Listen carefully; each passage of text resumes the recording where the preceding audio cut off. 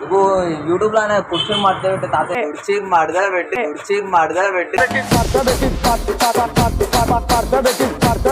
Same మా తాత లెక్కన మాట్లాడుతున్నావు నువ్వు కూడా.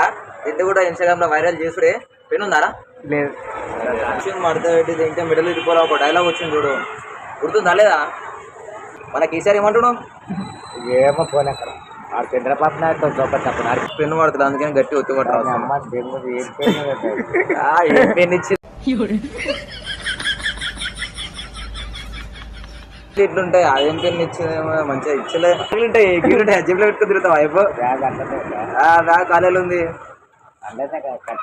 మా కాలేజీలో మన గొడవ అయితే వస్తావా? వస్తాయి ఇప్పుడు అందుకే